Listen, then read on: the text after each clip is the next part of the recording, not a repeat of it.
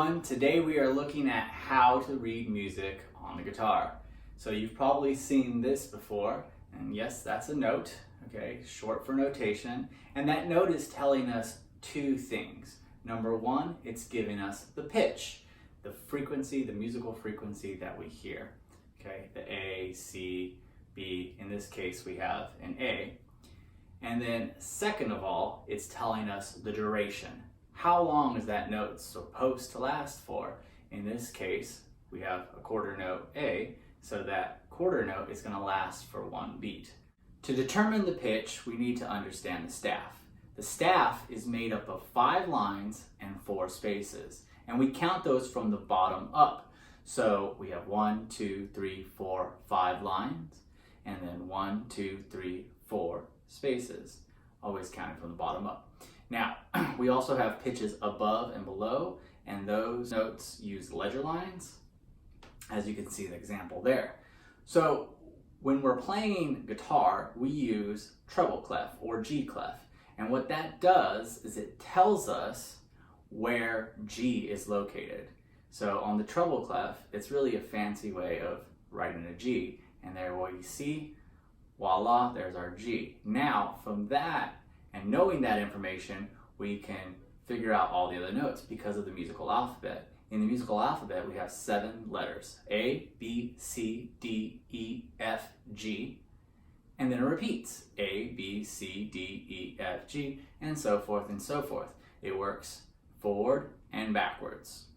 So since G is on the second line, we can find any other note just by going up and down. So if I went from the second line to the second space, we would have A. A is on the second space. If I went to the third line, then I would have G, then A, and then finally B. So the third line would be B. And it works the same way going down. So the second line is G, so that first space would be F. The line below the first space, so the first line, would then be E, and so forth and so forth. So once we know where G is, we can find the notes just by using the musical alphabet. But another way to learn very quickly the staff is to just use a mnemonic device.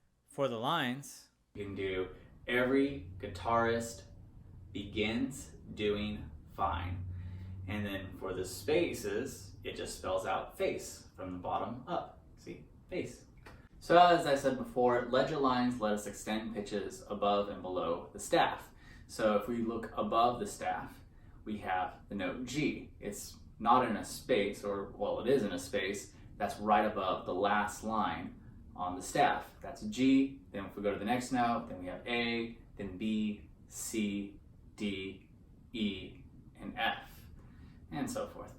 Below the staff, we have D, and then we go to C, B, A, G, F, and E. E being the lowest pitch on the guitar unless you tune it down. Alright, so next to the treble clef, we have the time signature, and the time signature is telling us 2 bits of information. The top number is telling us how many beats in a measure, okay? So in this case, we have common time, or 4/4. And so that 4 on the top is telling us that there's going to be 4 beats per measure. And a measure, we'll go into a little bit more detail in a second, but really a measure is just a small section of music to help us keep time. The bottom number is telling us what gets the beat. So that 4 is indicating a quarter note gets the beat.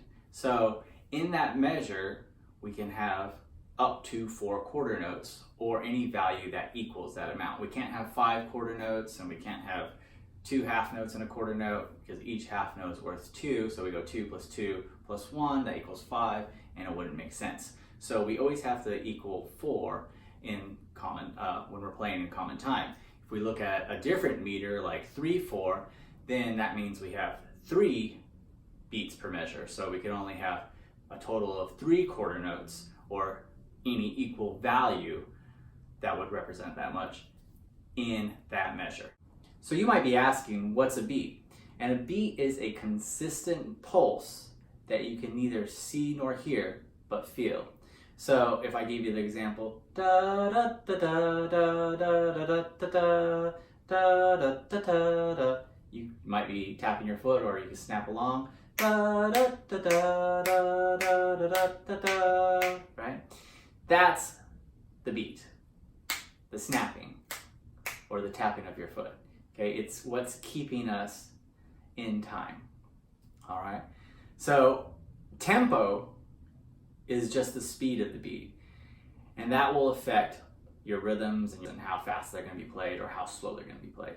So back to measures. Measures look like this, and we count the measures from the start, where we have the treble clef and the time signature, to the first bar line. That's a bar line.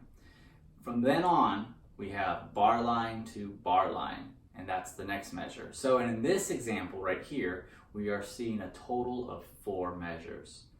Okay. At the very, very end, we have a double bar line.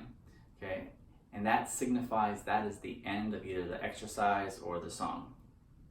All right, on to note durations. Right here we have a whole note, and a whole note lasts for 4 beats. The reason it's called a whole note is because in common time it takes up a whole measure.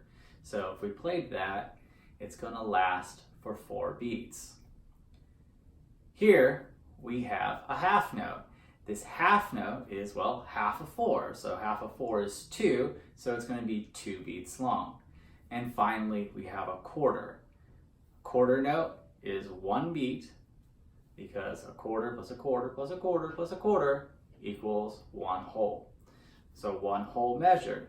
So in this case, the quarter note is 1 beat.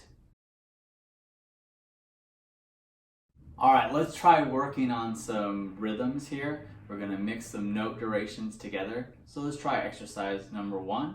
And what's going to happen is we're going to have 2 whole notes, then we're going to go to a total of 4 half notes, and then finally 8 quarter notes. You can either play the high E string or you can clap. If you do clap, what I would suggest is that you hold your hand down for the whole duration. So if you're doing a whole note, 1, 2, 3, 4, and hold your hand together. If you're doing a half note, 1, 2, and then release to go to the next note. So again, clapping, or you can play the high E string, whatever's easiest. I'll be playing the high E string. So exercise number 1, here we go. We have 1, 2, 3, 4, 1, 2, 3, 4. I'm gonna stop because I just realized that you should do something. You should always count a measure before, just so you can set your pulse. So let's try that. 1, 2, 3, 4. 1, 2, 3, 4. 1, 2, 3, 4. 1, 2, 3, 4. 1, 2, 3, 4. 1, 2, 3, 4. 1, 2, 3, 4. And then we stop because we have the double bar line. Now, the second exercise, number 2, where you have quarter notes, then go in a half note, then a whole note, and then we're going to repeat. That's the line right there, the double bar line with the 2 dots next to it. Okay, so let's try that. Here we go. 1, 2, 3, 4. 1, 2, 3, 4. 1, 2, 3, 4. 1, 2, 3, 4. 1, 2, 3, 4. 1, 2, 3, 4. 1, 2, 3, 4. Then off. Number 3, what we have is a half note, 2 quarter notes, and then it repeats, half note and 2 quarter notes, and then sort of repeat the whole thing. So we have 4 measures of the same thing. 1, 2, 3, 4. 1, 2, 3, 4. 1, 2, 3, 4. 1, 2, 3, 4. 1, 2, 3, 4. All right. Exercise 4. We have 2 quarter notes, then a half note, 2 quarter notes, and a half note, then repeat the whole thing. 1, 2, 3, 4. 1, 2, 3, 4. 1, 2, 3, 4. 1, 2, 3, 4. 1, 2, 3, 4. All right, exercise 5. Here we go. 1, 2, 3, 4. 1, 2, 3, 4. 1, 2, 3, 4. 1, 2, 3, 4. 1, 2, 3, 4. Off. And then finally, exercise 6. 1, 2, 3, 4. 1, 2, 3, 4. 1, 2, 3, 4. Repeat. 1, 2, 3, 4. 1, 2, 3, 4.